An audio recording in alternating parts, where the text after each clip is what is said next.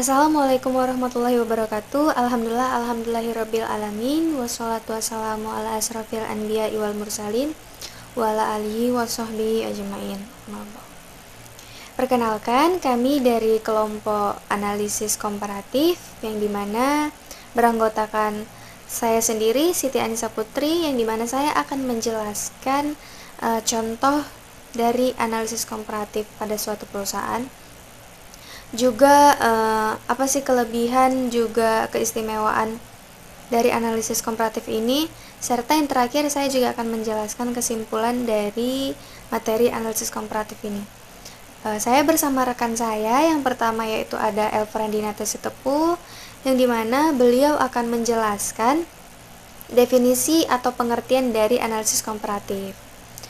Selanjutnya rekan saya ada Dinda Pratiwi Barutarigan, yang dimana beliau akan menjelaskan apa sih tujuan dari analisis komparatif ini. Baik, tanpa berlama-lama, saya persilahkan kepada rekan saya untuk menjelaskannya. Terima kasih. Assalamualaikum warahmatullahi wabarakatuh. Saya Alfrandina Tasitepu. Di sini saya akan menjelaskan yaitu definisi analisis komparatif dalam laporan keuangan. Jadi analisis komparatif dalam laporan keuangan adalah proses membandingkan data keuangan dari dua periode atau lebih yang dimana dalam analisis ini dapat menunjukkan kenaikan dan penurunan dalam rupiah atau unit dan juga persentase atau perbandingan dalam bentuk angka perbandingan atau rasio. Jadi sekian dari saya, selanjutnya akan dilanjutkan oleh eh, rekan saya. Terima kasih.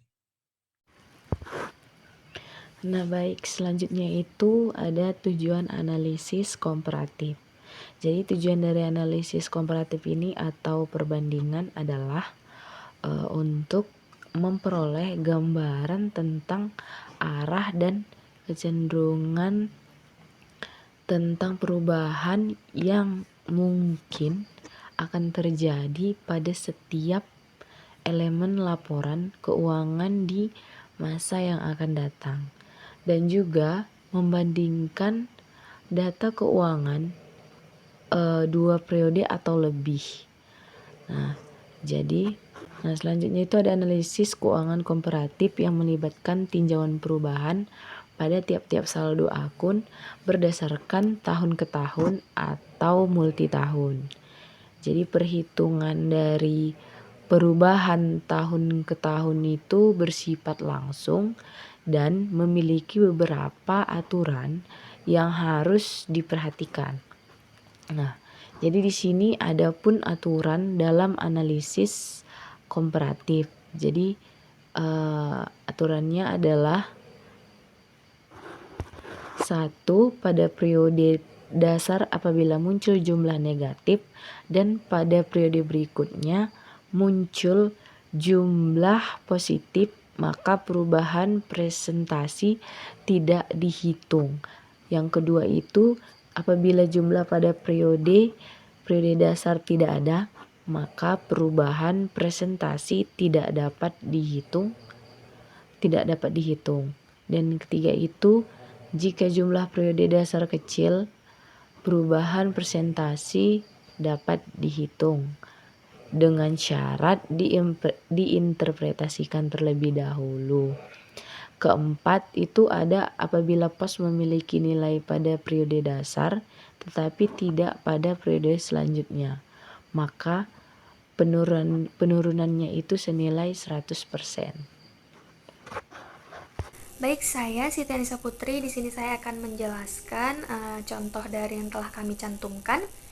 Dapat dilihat bahwa di dalam kolom yang telah kami cantumkan berikut dari hasil analisis komparatifnya, ini menunjukkan penjualannya itu naik sebesar 8,1% dan biaya penjualannya naik sebesar 6,7%, yang menyebabkan terjadinya kenaikan laba bruto sebesar 9,1%, yang lebih rendah dari kenaikan harga pendapatan. Jadi hal ini menunjukkan bahwa perusahaan beroperasi dengan kenaikan biaya produksi yang akan menurunkan margin laba bruto pada setiap penjualannya. Nah, beban penjualan umum dan administrasi naik hingga 11,1%. Laba sebelum pajak meningkat sebesar 10,4% dan beban pajak penghasilan meningkat 10,1%, menyebabkan kenaikan laba neto sebesar 10,6%. Materi selanjutnya yakni apa sih kelebihan atau keistimewaan dari analisis komparatif ini? Yang pertama, kita dapat mengidentifikasi tren atau perubahan secara cepat. Lalu yang kedua itu kita dapat membandingkan kinerja dari waktu ke waktu. Lalu yang ketiga, kita dapat di analisis komparatif itu menyediakan informasi secara kontekstual. Lalu selanjutnya ada pada analisis komparatif ini bisa digunakan sebagai basis pengambilan keputusan. Lalu selanjutnya itu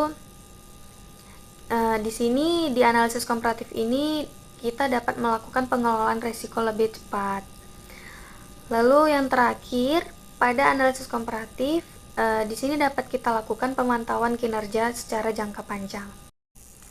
Baik, jadi kesimpulannya dari analisis komparatif ini, yakni di mana analisis komparatif ini memberikan kita pemahaman tentang kinerja finansial suatu entitas atau perusahaan.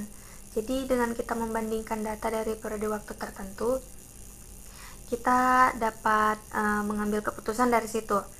Jadi analisis ini memungkinkan kita untuk mengidentifikasi sejak dini tren atau perubahan yang terjadi. Jadi istimewanya ini terletak pada kemampuan analisis komparatif ini memberikan pandangan holistik, di mana hal ini dapat membimbing dalam mengambil keputusan yang strategis dan dapat membuat perencanaan keuangan yang lebih efektif lagi pada perusahaan. Jadi